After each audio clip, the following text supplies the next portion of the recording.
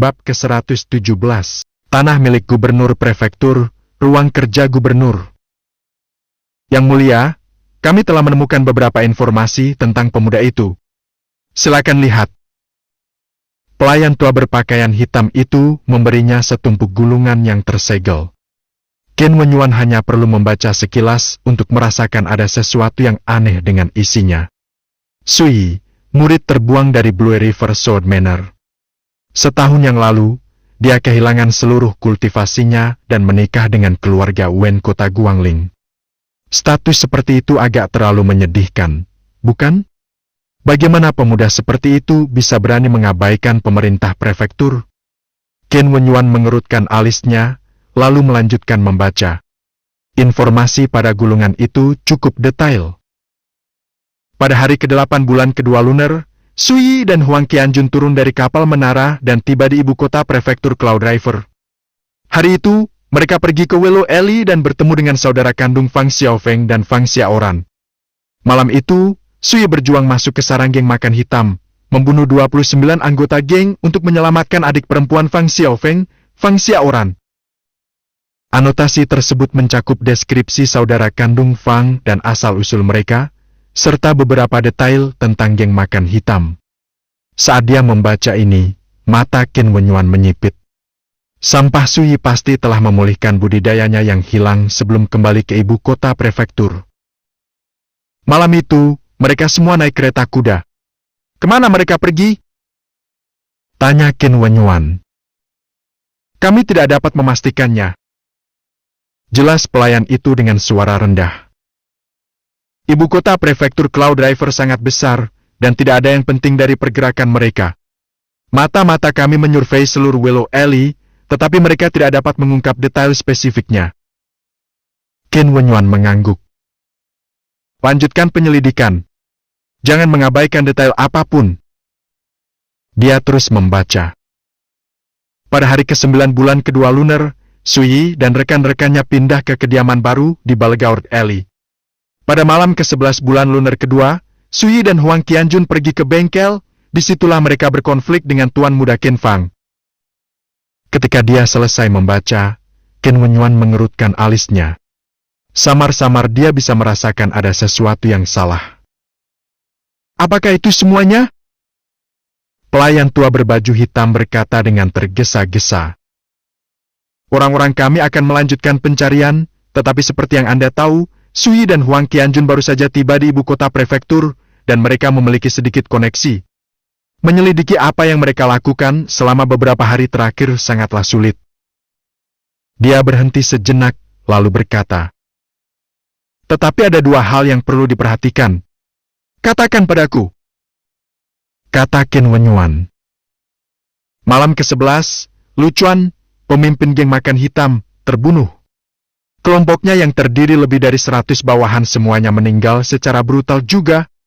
Orang yang memberi perintah adalah Wu Tianhao, kepala dunia bawah tanah distrik Barat Daa, tapi menurut penyelidikan kami, dia tidak punya dendam dengan Luchuan. Sebaliknya, Luchuan pergi mengunjungi Wu Tianhao sehari sebelum kematiannya. Wu Tianhao. Qin Wenyuan tenggelam dalam pikirannya. Dia tentu pernah mendengar nama bos dunia bawah ini sebelumnya. Apakah Anda curiga perilaku Tianhao yang tidak seperti biasanya ada hubungannya dengan Sui? Apakah Anda berencana untuk menyelidikinya? Tepat sekali. Kata pelayan tua itu. Baiklah, langsung saja. Jika Wu Tianhao tidak berperilaku baik, Anda bisa langsung menghapus dia dan asosiasi bawah tanah bawahannya dari peta. Anggap saja itu perbuatan baik atas nama warga ibu kota prefektur. Kata Qin Wenyuan dingin. Apa hal lainnya? Pelayan berbaju hitam berkata. Baru saja, kami menerima kabar bahwa Sui dan Huang Qianjun pergi ke rumah kemakmuran bersama. Agen kami sedang menyelidiki informasi lebih lanjut. Rumah kemakmuran? Alis Qin Wenyuan terangkat. Orang biasa bahkan tidak bisa menginjakan kaki di tempat seperti itu. Untuk apa mereka pergi ke sana? Selesaikan semuanya. Pelayan itu buru-buru mengangguk setuju. Informasi ini terlalu sedikit dan semuanya dangkal. Tidak mungkin anak ini sesederhana yang terlihat. Qin Wenyuan mengusap titik di antara alisnya, dan matanya berkilau karena cahaya dingin. Lanjutkan penyelidikan. Jika perlu, Anda bisa memulainya dengan orang-orang di sekitarnya. Kita seharusnya bisa menemukan banyak petunjuk berharga dengan cara itu. Pelayan itu merenung sejenak. Yang mulia, maksud Anda kita harus mulai melakukan penyelidikan dari saudara Fang? Itu benar, kata Qin Wenyuan dengan anggukan acuh tak acuh. Tetapi kami tidak bisa membiarkan orang-orang kami melakukannya secara langsung. Temukan grup yang tidak ada hubungannya dengan kami dan minta mereka melakukannya untuk menghindari peringatan target kami. Akan lebih baik jika Fang bersaudara mau bekerja sama untuk mencegah Sui curiga. Pelayan tua berbaju hitam itu mengangguk. Yang mulia, mohon yakinlah. Qin Wenyuan melambai. Lanjutkan. Jangan lupa untuk menyelidiki apa yang terjadi malam ini di rumah kemakmuran. Pelayan itu menerima perintahnya dan pergi. Anak laki-laki itu pasti menyembunyikan sesuatu. Qin Wenyuan bersandar ke kursinya dan berpikir. Bagaimana dia memulihkan budidayanya? Apa tujuan dia datang ke ibu kota prefektur Cloud Driver? Hanya 2 hari setelah dia membunuh semua anggota geng makan hitam, Wu Tianhao memusnahkan sisanya. Mengapa? Pertanyaan-pertanyaan ini mungkin tampak biasa dan sepele, tetapi pengalamannya selama bertahun-tahun memberitahu Qin Wenyuan bahwa sesuatu yang aneh sedang terjadi di sini. Dan seorang menantu laki-laki yang tinggal serumah tanpa budidaya, entah bagaimana menjadi cukup kuat untuk membunuh 6 penjaga elit akumulasi Qi dengan 1 ayunan pedangnya. Siapa yang berani mempercayai hal seperti itu? Pasti ada penjelasan untuk semua ini. Mata Qin Wenyuan berbinar. Tetapi tidak masalah berapa banyak kartu truf yang Anda miliki. Tidak ada musuh yang pernah saya bidik, Qin Wenyuan. Ini tidak akan berakhir baik bagimu. Rumah kemakmuran. Malam sudah gelap, dan lampu baru menyala. Dalam perjalanan mereka ke lantai 9, Nanying, Nihao dan yang lainnya mau tidak mau mengungkapkan ekspresi penasaran, dan bahkan gerakan mereka lebih terkendali dari biasanya. Di hati anak-anak muda ini, mereka yang bisa makan di lantai 9, tanpa kecuali, adalah sosok yang memiliki pengaruh dan otoritas yang sangat besar, orang-orang yang berdiri di puncak ibu kota prefektur. Ekspresi Zhou Huaiqiu adalah yang paling tenang, tetapi bahkan dia memikirkan siapa yang mengundang kelompok ini ke sini. Ketika mereka sampai di istana gunung dan sungai, kelompok itu secara naluriah mengendalikan emosi mereka. Semuanya, mohon tunggu sebentar sementara saya melapor kepada tuan rumah perjamuan malam ini, kata Nyonya Cuyun. Dia mendorong pintu hingga terbuka cukup lebar agar dia bisa masuk, lalu segera menutupnya di belakangnya.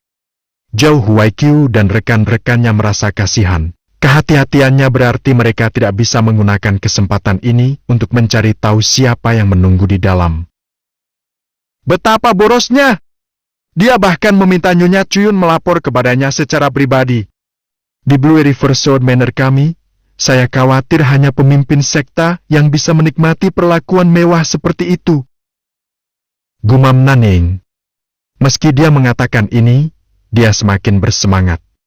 Dia sudah memutuskan cara terbaik untuk menampilkan sisi baiknya di jamuan makan.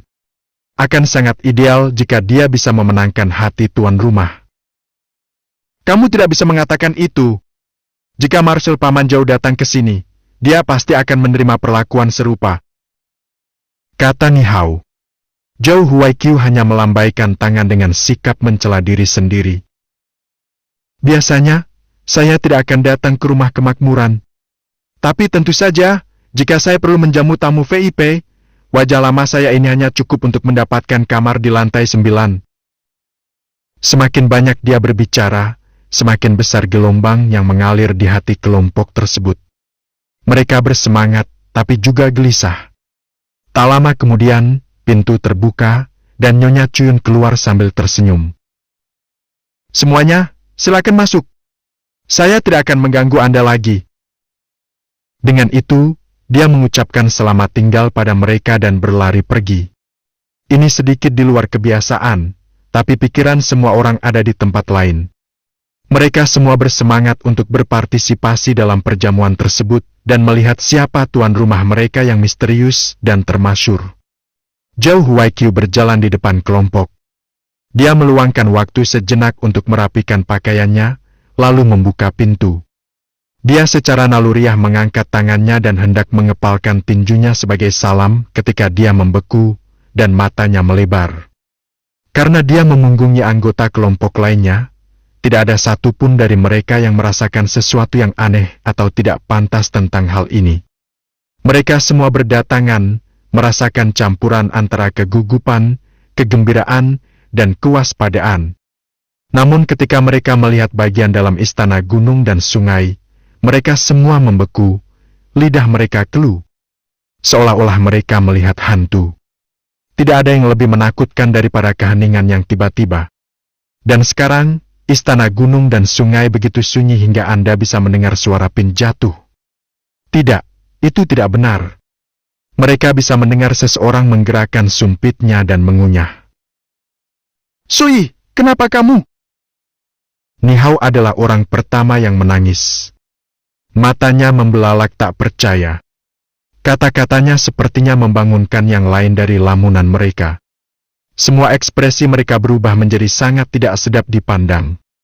Semangat dan antisipasi mereka seakan-akan tumbuh dan terbang menjauh, dan mereka merasa malu, seolah-olah mereka sedang diolok-olok. Ruang makan mewah itu luas dan terang.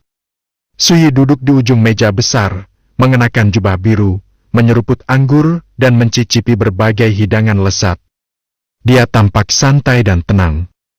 Huang Qianjun duduk di sampingnya.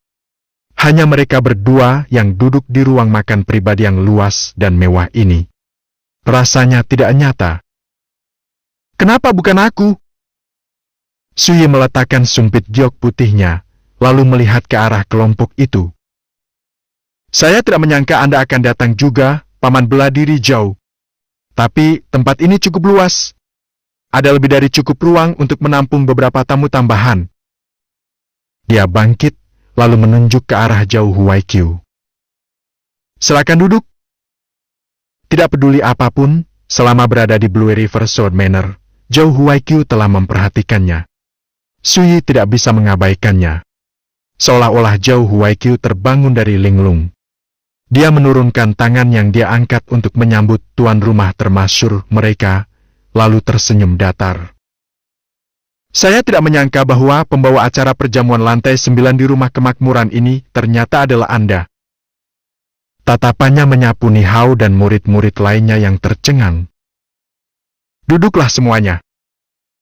Saat dia berbicara, dialah orang pertama yang mengambil tempat duduknya. Ketika mereka melihat ini, yang lain untuk sementara waktu menahan keheranan dan kebingungan mereka dan bergabung dengannya di meja. Ketika mereka memandangi deretan makanan lezat yang mewah dan menggoda, lalu di tempat Sui di ujung meja, ombak mengalir di hati mereka. Perasaan ini terlalu sulit untuk diterima. Pada awalnya, mereka berasumsi bahwa mereka diundang oleh figur otoritas yang sangat berpengaruh dan sudah lama berkuasa. Karena itu, setiap orang dari mereka bersemangat, dan bahkan sedikit pendiam dan gugup. Siapa sangka? Itu adalah Sui, murid yang telah dibuang sekte itu. Di antara mereka, Nanying paling menderita. Wajah cantiknya berganti-ganti antara ekspresi yang berbeda, dan mata cantiknya menatap tajam ke arah Sui, seolah dia ingin melihat menembus dirinya. Ini karena dia pernah menjadi kekasih Sui. Mereka bersama siang dan malam, dan mereka pernah saling membisikkan hal-hal manis di ladang yang berbunga dan diterangi cahaya bulan. Dia tidak akan pernah menyangka bahwa sampah yang dia buang ke tepi jalan tidak pulih begitu saja, dan menempati posisi pertama dalam perjamuan gerbang naga. Dia sekarang duduk dengan bangga di lantai 9 rumah kemakmuran. Namun sebenarnya, bukan hanya Nanying, yang lainnya juga sangat bingung. Bahkan Zhou Huaiqiu menganggapnya aneh dan meresahkan. Meskipun dia tidak tahu bagaimana Sui mengatur perjamuan ini, dia dengan tajam memahami fakta bahwa ketujuh orang yang diundang adalah murid Blue River Sword Manor, dan lebih jauh lagi, bahwa mereka semua pernah memiliki hubungan buruk dengan Sui. Ini pertanda buruk. Bab ke-118. Seseorang segera menghancurkan suasana tegang dan tertahan itu. Sui, untuk apa kamu mengundang kami ke perjamuan ini? Apakah itu hanya untuk memamerkan barang-barangmu? Ekspresi Qian Yunjiu menjadi gelap, dan dia berkata dengan dingin. Apakah kamu mencoba menunjukkan seberapa baik yang kamu lakukan sebagai cara untuk mempermalukan kami? Huolong, Sang Xiaolin, Zhang Fengtu, Liu Ying, Yang Qi, dan Chulian Heng semuanya menatap Sui. Ekspresi mereka tidak sedap dipandang. Dulu di Blue River Sword Manor, mereka semua berkonflik dengan Sui, dan mereka semua menindasnya berkali-kali. Namun sekarang, mereka melihat orang yang pernah mereka injak lagi, tapi kali ini di sebuah jamuan makan di lantai 9 rumah kemakmuran. Dia berusaha keras untuk mengundang mereka secara khusus. Siapapun yang memiliki setengah otak akan tahu bahwa itu bukan agar mereka dapat menikmati pesta yang menyenangkan bersama. Saya sudah lama merasakan ada yang aneh dengan undangan ini. Sepertinya aku benar.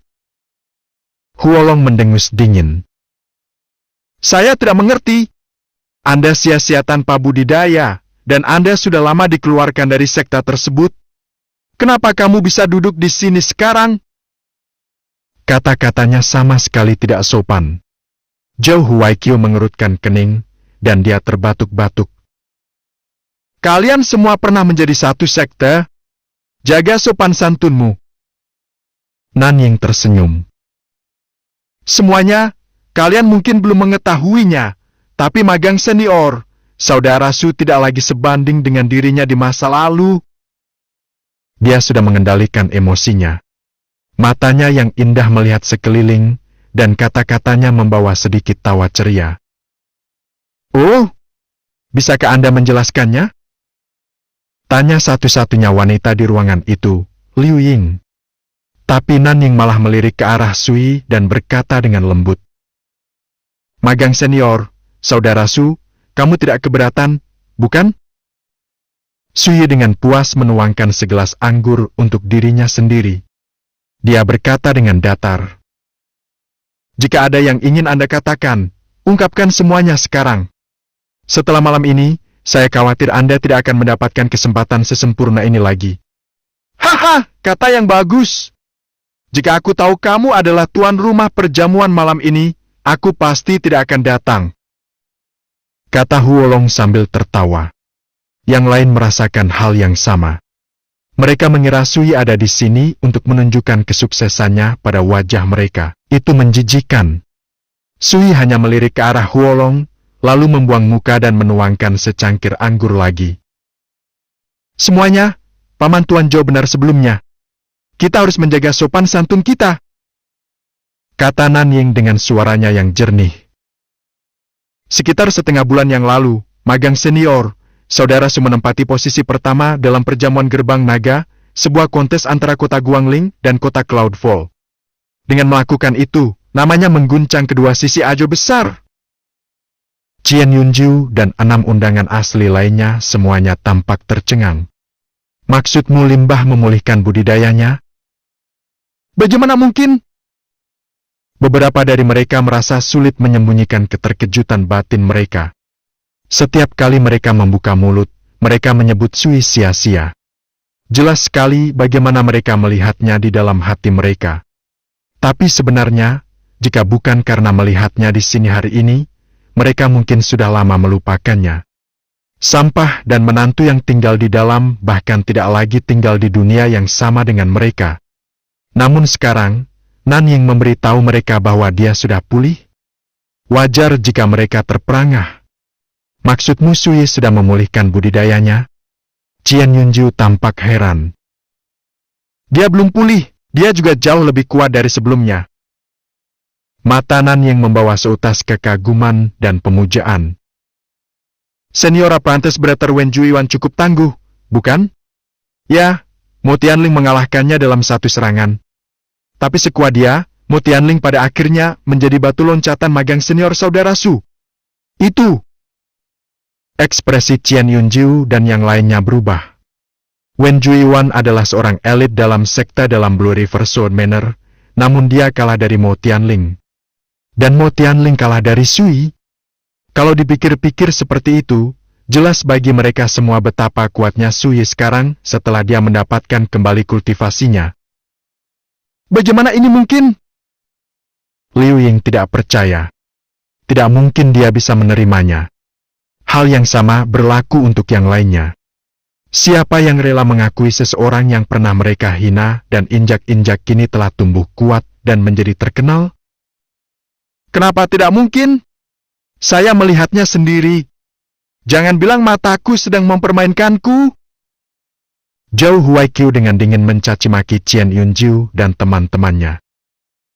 Apakah sulit untuk mengakui bahwa Sui telah tumbuh kuat?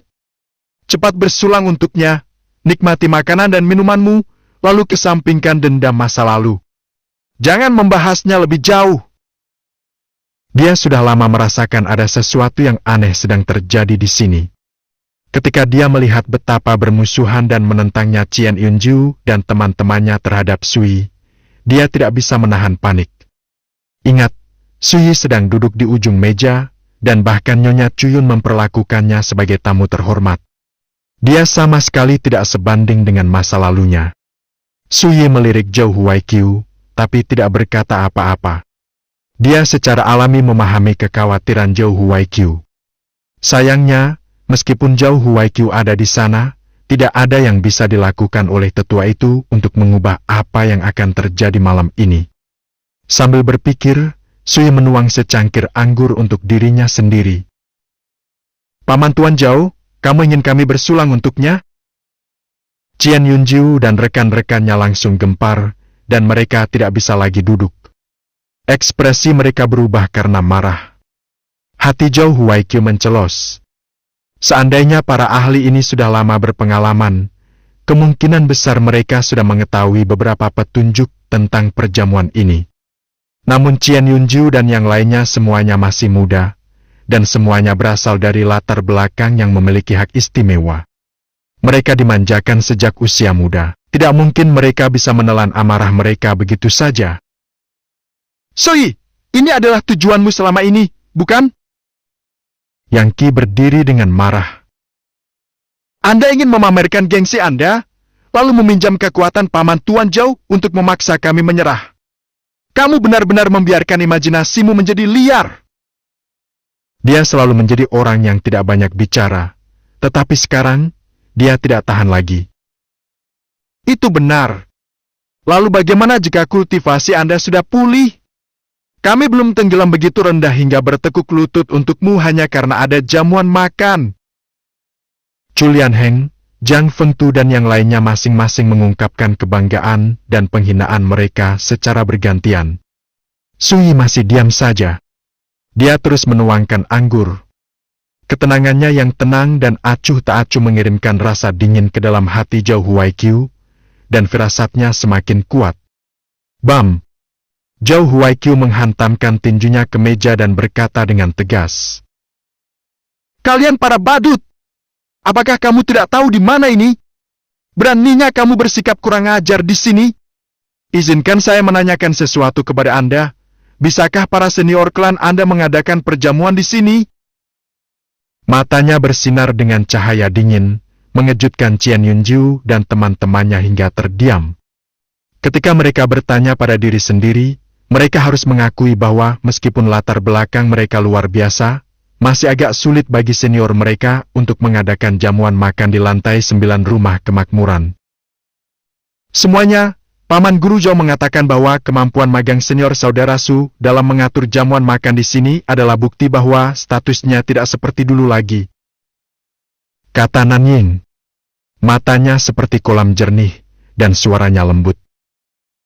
Jika kamu terus memperlakukannya seperti dulu, aku khawatir kamu akan mengundang bencana pada dirimu sendiri. Qian Yunjiu dan yang lainnya tampak tidak yakin, tetapi pikiran mereka jelas jauh lebih jernih daripada sebelumnya.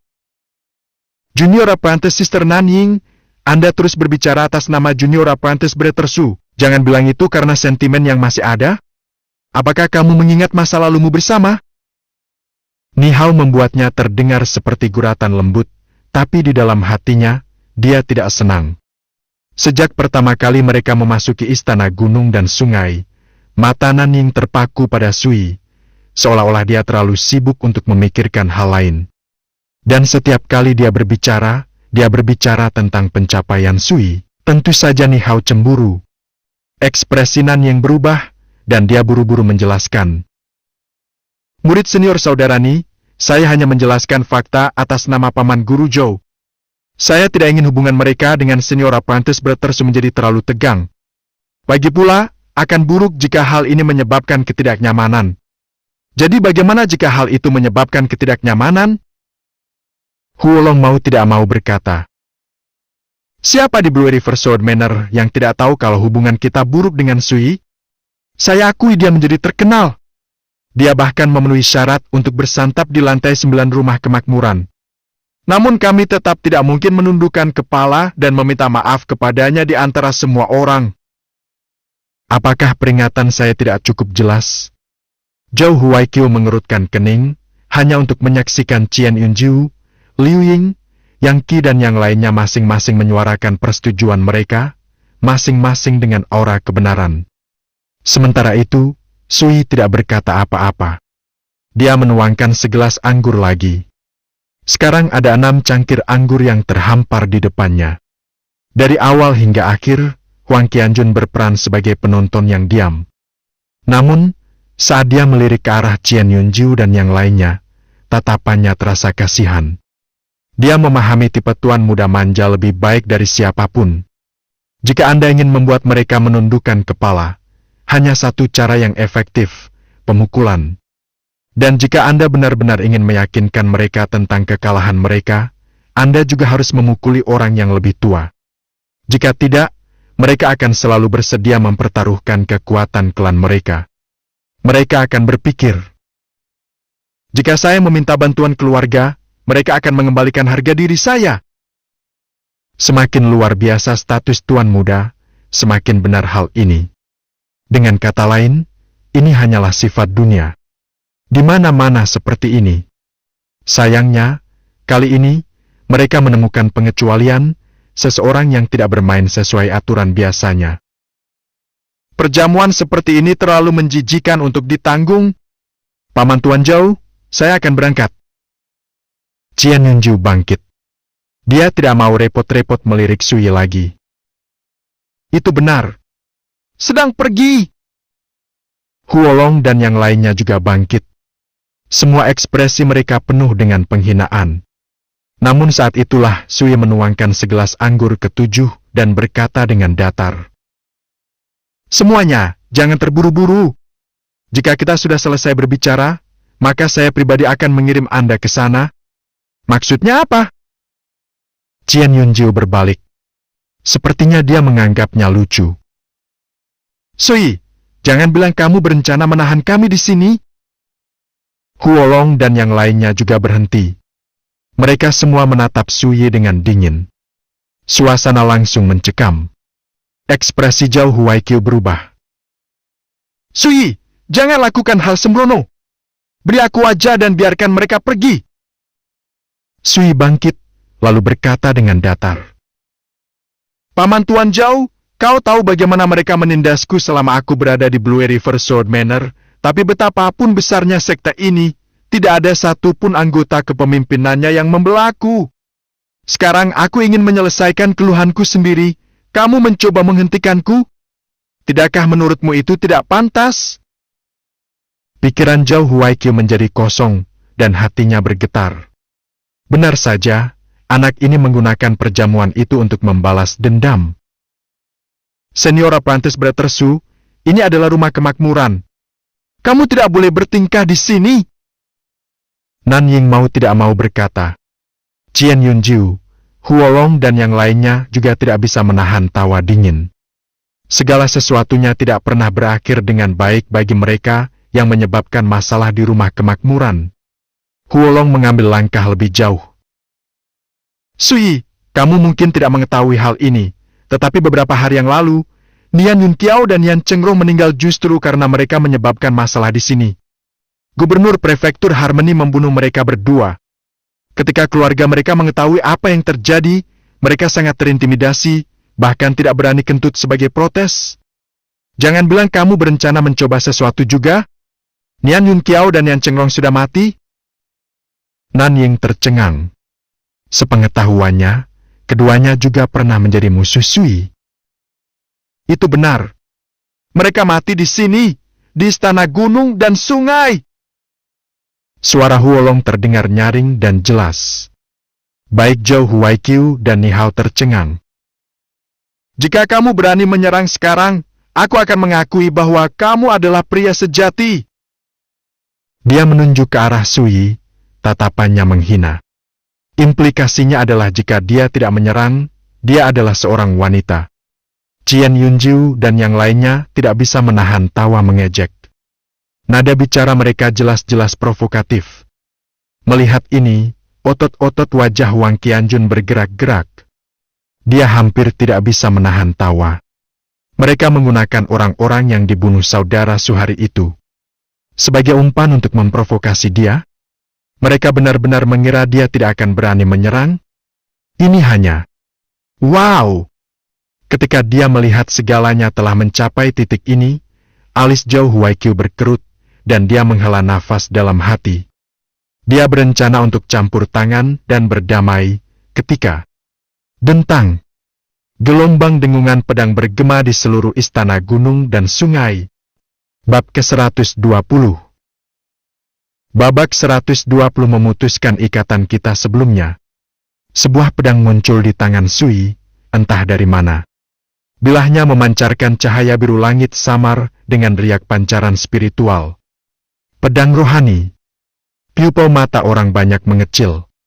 Bahkan mata Nanying dan Ni Hao bersinar dengan sedikit keserakahan. Bukankah orang ini melakukannya terlalu baik untuk dirinya sendiri? Huolong dan para undangan lainnya tercengang. Jangan bilang kalau Sui berencana membuang semua kewaspadaannya dan menyerang. Ekspresi Zhou Huaiqiu berubah drastis, dan dia baru saja hendak mengatakan sesuatu ketika dia melihat kilatan cahaya pedang. Sebuah kepala terbang di udara, meninggalkan jejak darah yang berceceran di belakangnya. Warna merahnya sangat mencolok di bawah cahaya lentera ruang makan pribadi. Kepala itu milik Huolong. Senyumannya masih dingin dan menghina saat kepalanya terjatuh ke tanah. Sesaat kemudian, tubuhnya yang tanpa kepala terjatuh ke lantai. Pupil mata semua orang mengecil. Mereka melompat ketakutan dan memucat karena ketakutan. Bahkan Zhou Huaiqiu tidak bisa menahan diri untuk tidak terkesiap. Dia tidak akan pernah menyangka bahwa ketika Sui menyerang, itu akan terjadi tanpa kata-kata yang sia-sia. Dia tidak bertele-tele sama sekali, dia langsung dan efisien.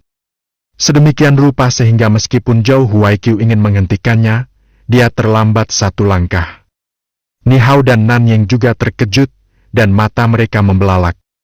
Mereka bahkan tidak bisa membayangkannya. Ini adalah lantai 9 rumah kemakmuran. Dari mana dia mendapatkan kepercayaan diri itu? Dia benar-benar membunuh seseorang di sini. Suilah yang pertama kali berbicara untuk memecah keheningan yang mematikan. Dia berkata dengan datar. Saat itu tahun ke-396 dinasti Zhou besar, suatu pagi di musim dingin. Saya memetik buah sineba berumur 30 tahun di tebing puncak Xiaoshuan. Saat saya hendak naik kembali, Huolong memerah saya dari atas tebing. Dia bilang aku harus memberinya buah itu, kalau tidak dia akan memutuskan tali yang menahanku. Sui berhenti dan mengalihkan pandangannya ke seluruh kelompok. Seperti yang kalian semua tahu, puncak Xiaoshuan tingginya lebih dari 1000 kaki. Tanpa tali, saya akan terjatuh ke jurang di bawah. Saat itu, saya memilih untuk bertahan. Saya melemparkan buah itu ke Huolong. Tapi pada akhirnya, sebelum aku bisa naik kembali, Huolong tetap memotong talinya. Zhou Huaiqiu berseru. Hal seperti itu benar-benar terjadi. Tapi ketika dia melihat Qian Yunjiu dan yang lainnya, dia melihat mereka semua terlihat tidak nyaman. Tentunya mereka semua sangat menyadari kejadian ini. Nanying dan Ni Hao juga tidak terkejut, mereka juga pernah mendengar tentang ini. Suya melanjutkan.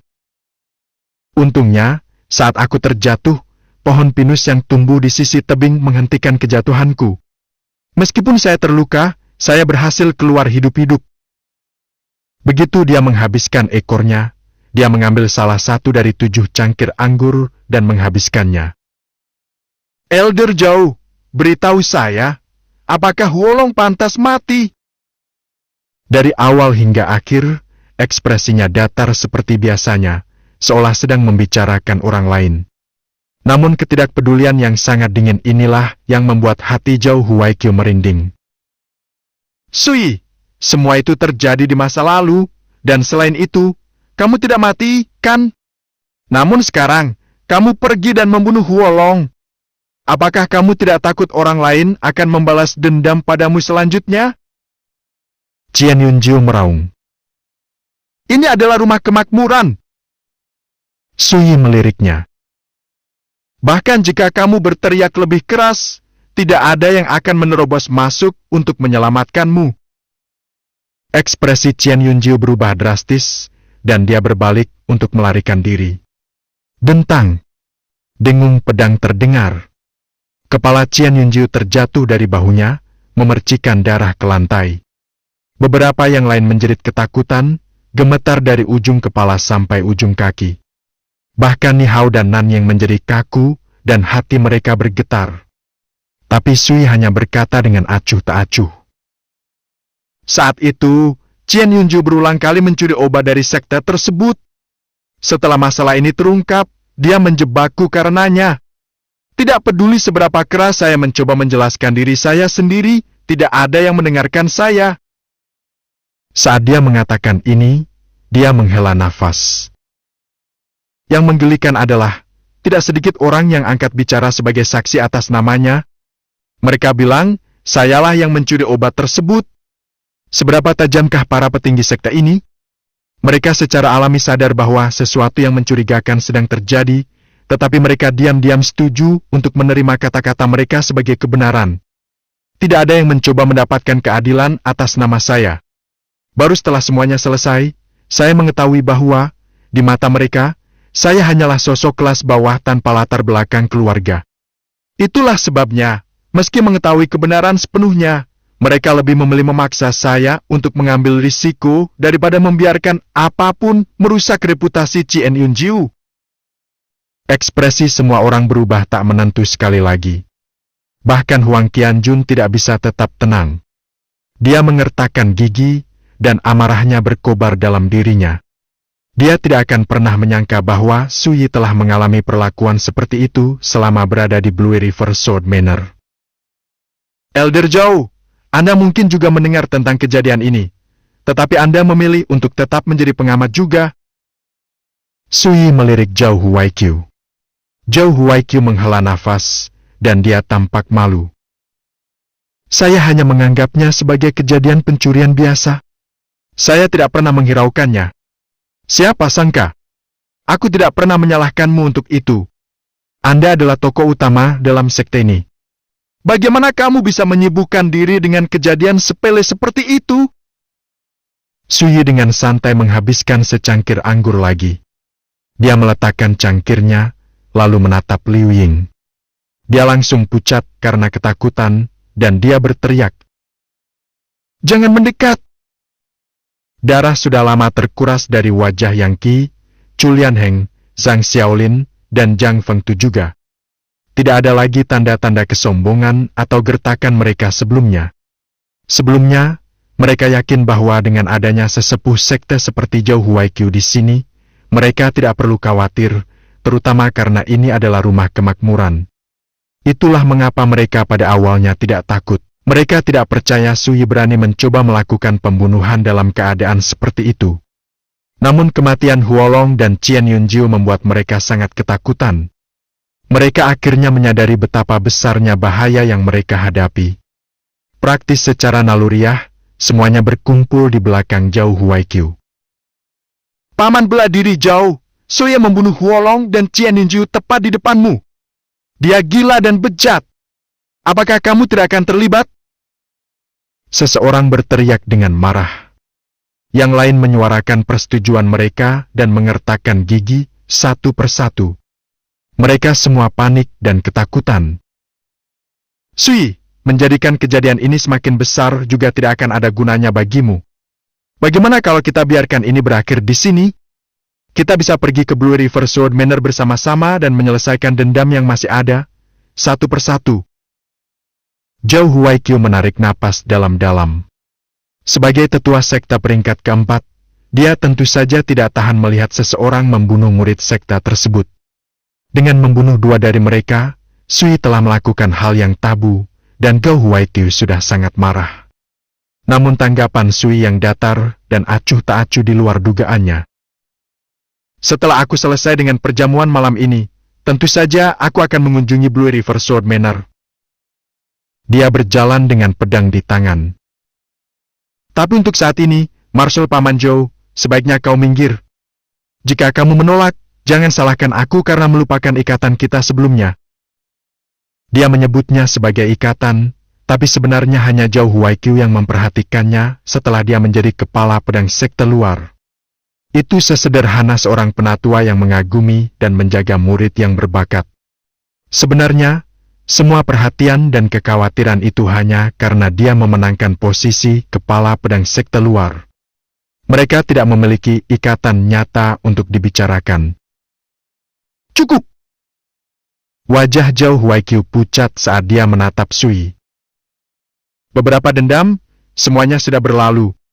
Apakah perlu untuk menyelesaikannya dengan cara ini? Beberapa dendam? Senyuman tipis dan mengejek tersungging di bibir Sui.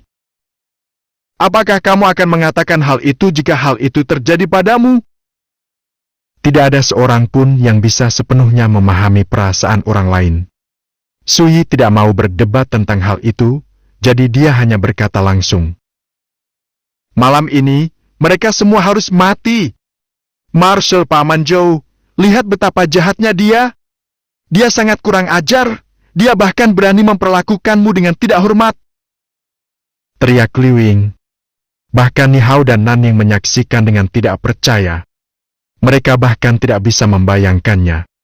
Beraninya Sui berbicara seperti itu pada Zhao Huaiqiu? Perlu dicatat bahwa penatua pedang Blue Pack adalah puncak keberadaan alam akumulasi Qi. 13 posisi pedang Blue Pack miliknya terkenal di seluruh ibu kota prefektur Cloud River.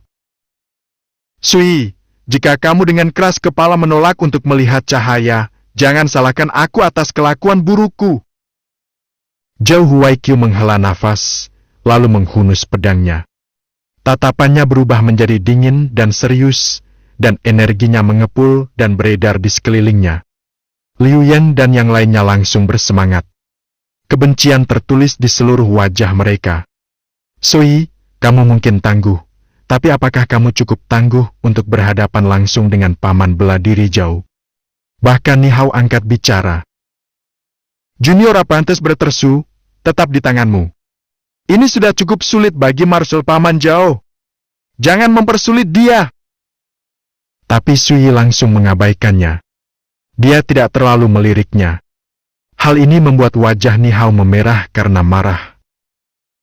Kalau begitu aku harus melihat sendiri keahlianmu, paman bela diri Zhao. Saat dia berbicara, Sui tidak lagi ragu-ragu. Dia melangkah maju.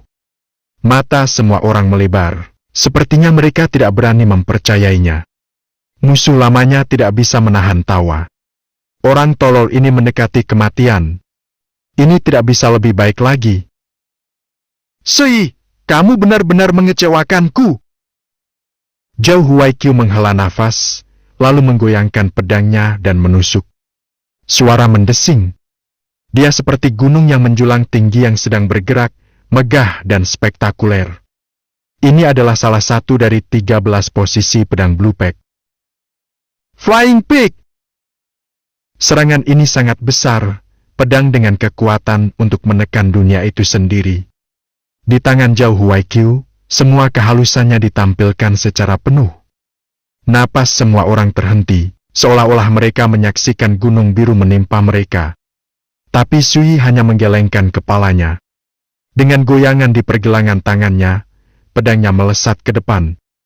Itu melengkung seperti pelangi yang menembus matahari, cahaya pedang menyilaukan untuk dilihat. Kecepatannya sangat cepat, dan dengan mudah menembus gunung biru.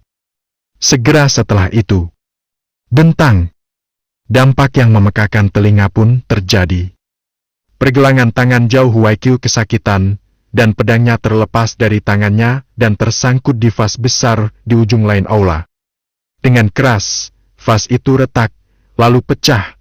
Pecahannya berserakan di lantai. Zhao Huaiqiu tanpa sadar menatap pergelangan tangannya dan melihat luka samar berwarna darah di dagingnya. Seolah-olah dia tersambar petir. Dia benar-benar tercengang.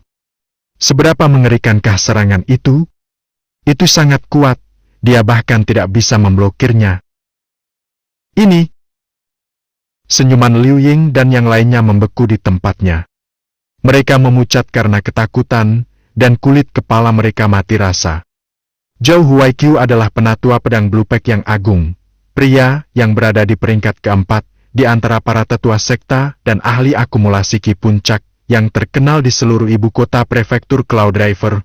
Namun dia bahkan tidak bisa memblokir satu serangan pun. Bahkan Ni Hao dan Nanying tidak bisa berkata-kata dan tercengang. Kesan mereka terhadap Sui terbatas pada apa yang mereka lihat dalam pertemuan terakhir mereka, ketika dia menempati posisi pertama dalam perjamuan gerbang naga.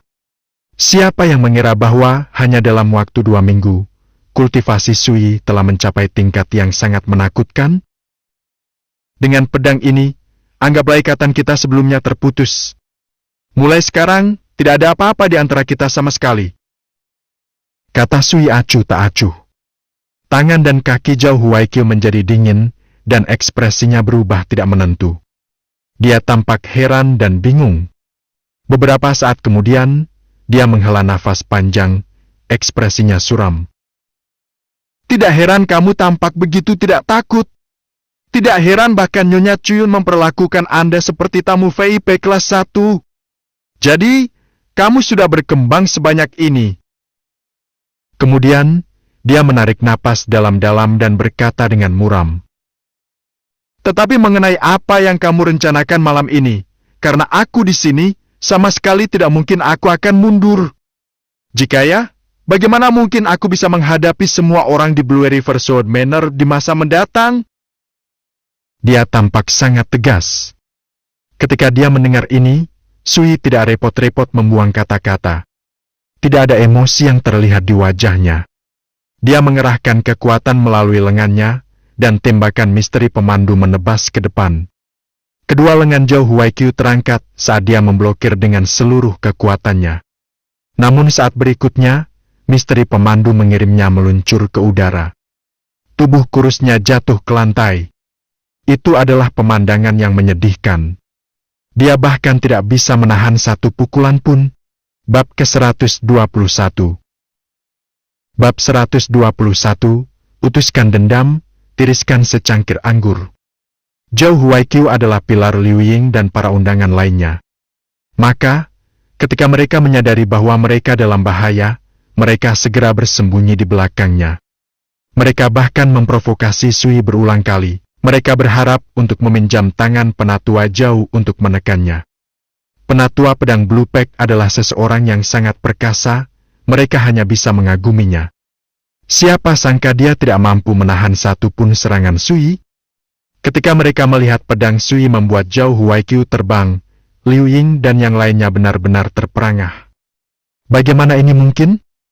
Kapan Sui menjadi begitu menakutkan? Keraguan yang tak terhitung jumlahnya memenuhi kepala mereka, seperti sambaran listrik.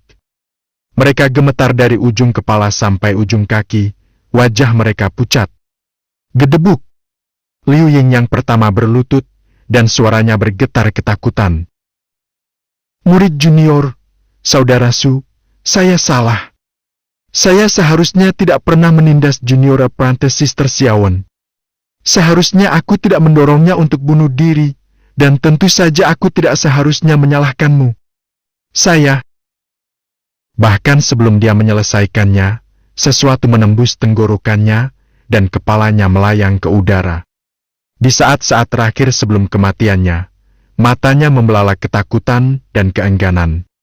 Mayatnya terjatuh lemas ke lantai, mengeluarkan darah. Junior apprentice Sister Xiaowen pada dasarnya pemalu dan baik hati. Dia tidak pernah menyinggung Anda, tetapi Anda sangat iri karena kultivasinya meningkat lebih cepat daripada Anda, sehingga Anda memikirkan banyak cara untuk menindas dan mempermalukannya. Seberapa kejamnya kamu? Sui bergumam pada dirinya sendiri, lalu mengambil segelas anggur lagi dan menghabiskannya. Selama berada di Blue River Sword Manor, dia paling dekat dengan Fang Xiaofeng dan Tong Xiaowen. Setelah Tong Xiaowen bunuh diri, Liu yang menyebarkan rumor yang mengatakan bahwa Sui telah memanfaatkannya, lalu membuangnya setelah mencuri kesuciannya. Dia bilang dia telah mempermainkan hati Tong Xiaowen, membuat wanita muda pemalu itu putus asa dan bunuh diri. Bagian yang paling konyol adalah banyak orang yang mempercayainya. Menyerang! Selesai atau mati! Yang Qi tiba-tiba meraung, lalu menyerang Sui dengan panik. Tapi sebelum dia berhasil mencapai setengahnya, sebuah pedang menembus tenggorokannya. Dengan jentikan ujungnya, kepalanya terbang dari bahunya dengan air terjun darah. Saat itu, saya berada di tahap pemurnian otot dari alam sirkulasi darah. Kamu sangat membenciku hanya karena aku mengalahkanmu dalam duel. Jadi kamu menghasut para pelayan sekta, meyakinkan mereka untuk memasukkan racun ke dalam makananku. Anda mencoba membunuh saya. Jika pelayan itu tidak secara tidak sengaja membiarkan sesuatu lolos, kamu mungkin akan lolos juga. Tatapan Sui dingin. Kata-katanya yang acuh tak acuh bergema di seluruh aula yang berlumuran darah. Berlari! Cepat lari! 3 orang yang tersisa, Zhang Fengtu, Zhang Xiaolin, dan Chu Lianheng, panik. Mereka semua bergegas menuju gerbang. Tanpa kecuali, mereka terlalu panik untuk merencanakan jalan keluar. Sui tentu saja tidak akan membiarkan mereka lolos. Dia melompat maju, dan dengungan jelas misteri pemandu melonjak seperti air pasang. Dia menebas 3 kali. Setiap ayunan lebih cepat dari sebelumnya. Satu demi satu kepala terbang di udara, sementara satu demi satu sosok terhuyung dan jatuh ke lantai, darah mengalir ke karpet merah. Kalian bertiga layak atas kebencianku. Saya tidak merasakan kesedihan atas kematian Anda. Sui berdiri di sana, ekspresinya sedingin es. Sekarang, ke-7 musuhnya telah tewas di sini. Dia telah memenggal kepala mereka dan meninggalkan mayat mereka tergeletak di tanah. Zhao Huaiqiu baru saja duduk di tempat dia mendarat tadi, ekspresinya suram. Ni Hao dan Nanying terlalu panik untuk tetap duduk. Mereka berdiri di tempat, tidak mampu menahan diri untuk tidak gemetar. Ekspresi mereka dipenuhi teror yang tidak bisa disembunyikan. Bentang! Suya menyarungkan pedangnya, lalu kembali ke tempat duduknya dan menghabiskan 4 cangkir anggur secara berurutan. Dengan setiap cangkir yang dia tuangkan ke tenggorokannya, dia merasa seolah-olah dia telah membersihkan simpul di hatinya. Setiap gelas mewakili akhir dari dendam abadi.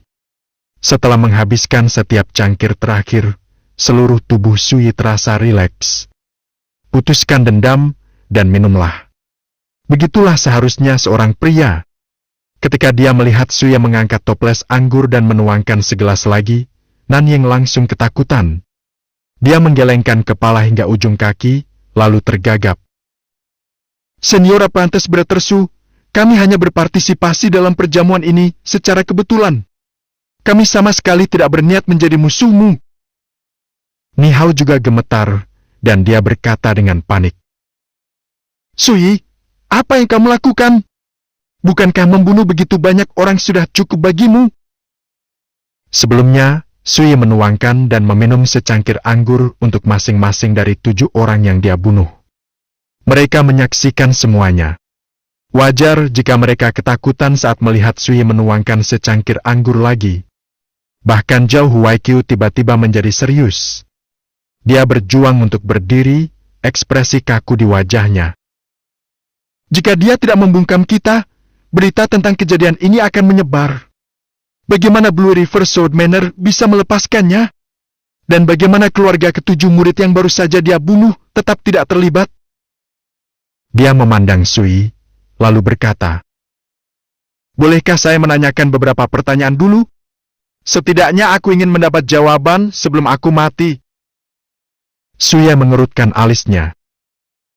Zhao Huaiqiu, apakah kamu benar-benar melihatku sebagai tipe orang yang membunuh orang tak bersalah tanpa pandang bulu? Ketika dia mendengar itu, Zhao Huaiqiu tertegun. Maksudmu kamu tidak berencana membungkam kami? Suyi menghabiskan gelasnya tetapi tidak memberikan penjelasan. Nanying dan Nihao langsung bersemangat, dan mereka menghela napas lega. Jadi itu adalah kesalahpahaman. Saya tahu magang senior. Saudara Sudapa dengan jelas membedakan antara mereka yang telah melakukan kesalahan padanya dan mereka yang tidak. Bagaimana dia bisa melakukan hal seperti itu? Nanying tertawa kegirangan. Tapi ekspresi Nihao rumit. Suyi, kamu benar-benar tidak takut orang lain kembali untuk membalas dendam? Suyi tampak acuh tak acuh, dan dia tidak menjelaskan. Dia hanya menunjuk ke pintu. Kamu bisa pergi sekarang. Suyi terang-terangan mengabaikannya, tapi Nihao tidak berani marah atas sikap Suyi. Dia hanya bisa meringis, menggelengkan kepalanya, dan pergi dengan kecewa. Untuk pertama kalinya dalam hidupnya, dia sangat menyadari apa arti ungkapan kesenjangan yang tidak dapat diatasi. Dia akhirnya menyadari bahwa di mata Suyi saat ini, dia hanyalah seekor semut. Suyi bisa dengan mudah mengabaikannya. Nanying buru-buru bangkit dan pergi juga. Dia sama sekali tidak ingin berlama-lama di sini, dan dia tidak pernah ingin mengunjungi lantai 9 rumah kemakmuran lagi. Namun, saat dia pergi, dia tidak bisa menghentikan gelombang penyesalan yang mengalir dalam dirinya. Saat itu, saya terlalu picik. Bagaimana aku bisa menendang Suyi ke tepi jalan begitu saja? Zhao Huaiqiu ingin mengatakan sesuatu, tetapi pada akhirnya, dia hanya menghela nafas panjang, berbalik, dan pergi. Bahkan siluetnya pun suram. Segala sesuatu yang terjadi di sini hari ini telah memberinya pukulan telak. Ada terlalu banyak hal yang tidak dia mengerti, tapi dia tahu bahwa dia sama sekali tidak mampu mendapatkan jawaban dari Suyi. Setelah apa yang terjadi malam ini, semua ikatan antara dia dan Suyi telah terputus. Tak lama kemudian, hanya Suyi dan Huang Qianjun yang tersisa di istana gunung dan sungai. Saudara Su, apa langkah kita selanjutnya? Huang Qianjun mau tidak mau bertanya. Dia punya firasat bahwa jika berita tentang kejadian malam ini tersebar, pasti akan menimbulkan gelombang besar. Kami menunggu badai datang. Suyi bangkit, meletakkan tangannya di belakang punggung, dan berjalan keluar dari istana gunung dan sungai. Huang Qianjun bergegas mengejarnya. Ketika mereka meninggalkan rumah kemakmuran, jalanan diterangi lentera dan ramai dengan aktivitas. Tampaknya apa yang baru saja terjadi di lantai 9 rumah kemakmuran belum menimbulkan keributan sama sekali. Namun di balik tampilan luar yang tenang ini, arus gelap mulai berkembang. Sementara itu, kembali ke istana gunung dan sungai.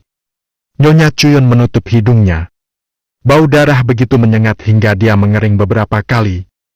Sosoknya yang dewasa dan menawan sedikit gemetar, rasa frustrasi dan ketidakberdayaan terlihat di seluruh wajah cantiknya.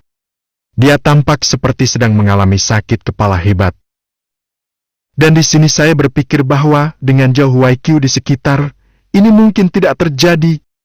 Siapa yang mengira bintang bencana itu ganas ini? Siapa yang berani mengadakan perjamuan di istana gunung dan sungaiku setelah ini? Arg! Nyonya Cuyun berbalik dan berjalan keluar dari ruangan. Napas rendah keluar dari bibir merah rubinya. Dia tahu bahwa meskipun dia ingin menyembunyikan kejadian malam ini, itu tidak mungkin. Lama sekali berlalu sebelum Nyonya Cuyun kembali tenang dan mengeluarkan perintah. Seseorang, bersihkan istana gunung dan sungai secara mendalam. Ganti semua perabotan dan dekorasi. Saya hanya tidak tahu bagaimana rencana kutukan itu menghadapi badai yang tak terhindarkan. Lupakan saja. Saat para dewa dan makhluk abadi bertarung, rakyat biasalah yang menderita. Tentu saja saya tidak ingin terlibat dalam hal ini. Yang saya minta hanyalah bintang malapetaka itu tidak pernah kembali ke rumah kemakmuran. Dia kemudian berbalik dan berjalan pergi, penuh dengan kebencian. Sedangkan di kamar pribadi di lantai 1. Paman Yang, selidiki apa yang terjadi di Istana Gunung dan Sungai. Kakak kedua dan aku akan pulang dan menunggu kabarmu. Setelah melihat Suyi dan Huang Qianjun meninggalkan restoran, Yuan Luosi tidak bisa duduk diam lebih lama lagi. Baiklah. Cheng Wuyong mengangguk persetujuannya. Tetapi sebenarnya, ketika dia hanya melihat jauh Huai Qiu, Ni Hao, dan Nan yang meninggalkan rumah kemakmuran, Cheng Wuyong sudah yakin bahwa ketujuh undangan asli sudah mati. Tapi kemudian, tidak mungkin Zhou Huai Qiu dan yang lainnya merahasiakan pembantaian malam ini. Itu pasti akan menimbulkan gelombang besar. Keluarga ketujuh pemuda itu akan relatif mudah untuk ditangani, tapi aku khawatir Blue River Sword Manor tidak akan membiarkan ini begitu saja. Pikir Cheng Wuyong dalam hati. Tapi kemudian, karena Master Su tetap memutuskan untuk melakukan ini, mungkin saja dia sudah lama tidak lagi menganggap Blue River Sword Manor sebagai ancaman. Dia berhenti berpikir sejenak, lalu bertindak. Sementara itu, di ruang kerja Gubernur Prefektur, Qin Wenyuan memiliki satu tangan di belakang punggungnya. Yang lain memegang sikat yang sara dengan tinta, dan dia saat ini sedang berlatih kaligrafi di selembar kertas putih yang diregangkan. Tulisan tangannya berat seperti besi dan kuat seperti gunung. Satu pandangan saja sudah cukup untuk memberikan tekanan yang sangat besar pada hati seseorang. Tiba-tiba, seseorang mengetuk pintu belajar. Masuk. Qin Wenyuan tidak melihat ke atas. Dengan satu sapuan kuas terakhir, dia menyelesaikan karakter terakhir yang dia tulis. Kata-kata. Tidak ada ramalan yang bisa memprediksi segalanya.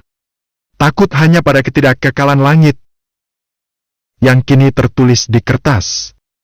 Qin Wenyuan menyisihkan kuasnya, lalu menatap tajam pada kata-kata yang baru saja ditulisnya. Dia berbisik. Kamu tidak boleh terlalu ekstrim. Yang terbaik adalah selalu menyisakan sedikit ruang untuk bermanuver. Ini adalah satu-satunya cara untuk menghindari kekalahan jangka panjang. Kemudian, dia melirik ke arah pelayan tua yang memasuki ruang kerjanya. Apakah kamu punya berita? Memang.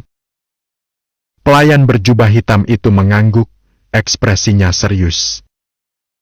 Baru saja, mata-mata kami melaporkan bahwa di lantai 9 rumah kemakmuran, di Istana Gunung dan Sungai, Sui membunuh Chen Yunjiu, Huolong, dan 5 murid Blue River Sword Manor lainnya. Mata Qin Wenyuan sedikit menyipit. Lantai ke-9? Benar. Kata pelayan itu buru-buru. Orang-orang kami masih mencoba mencari tahu bagaimana dia bisa mengadakan jamuan makan di lantai 9, tapi bibir Nyonya Cuyun tertutup rapat. Suya terbunuh di Istana Gunung dan Sungai. Apa tanggapan House of Prosperity? Mereka telah memilih untuk tetap tidak terlibat. Kata pelayan itu. Mereka hanya membiarkan Sui dan Huang Qianjun pergi. Dia melanjutkan dengan suara rendah. Jika Anda bertanya kepada saya, mereka tahu sesuatu yang kita tidak tahu. Mata Qin Wenyuan berbinar. Itu sudah pasti. Nyonya Cuyun halus, cerdas, dan memiliki koneksi yang baik. Dia tidak memiliki faksi besar yang mendukungnya, tetapi kakak laki-lakinya adalah tetua peringkat 5 Akademi Asal Surga. Ini adalah bagian dari mengapa rumah kemakmuran berdiri tegak begitu lama tanpa ada yang berani menyinggung perasaannya. Tetapi seseorang seperti dia membiarkan Sui membunuh orang-orang di Istana Gunung dan Sungai di lantai 9, lalu pergi begitu saja. Ini jelas di luar kebiasaan. Saat Qin Wenyuan mengatakan ini, matanya berbinar. Sepertinya saya harus mencari kesempatan untuk mengunjungi Nyonya Cuyun secara pribadi. Kejadian ini mengkonfirmasi pengurangannya sebelumnya. Dia menyadari bahwa metode dan latar belakang Sui sebenarnya tidak sesederhana yang terlihat di permukaan. Yang mulia, Anda mungkin tidak perlu bersusah payah seperti itu. Zhou Huai Qiu, Ni Hao, dan Nan Ying juga hadir di perjamuan malam ini. Saya sudah mengirimkan orang-orang kami untuk menghubungi mereka dan mengundang mereka ke sini untuk menceritakan kesaksian mereka atas nama pemerintah prefektur. Kata pelayan itu dengan serius. Qin Wenyuan sempat tertegun. Bagus sekali. Segera setelah itu, seseorang melaporkan dari luar pintu belajar. Melaporkan Ki Yang Mulia, Lord Nihao Muda telah kembali bersama kami. Bab ke-122.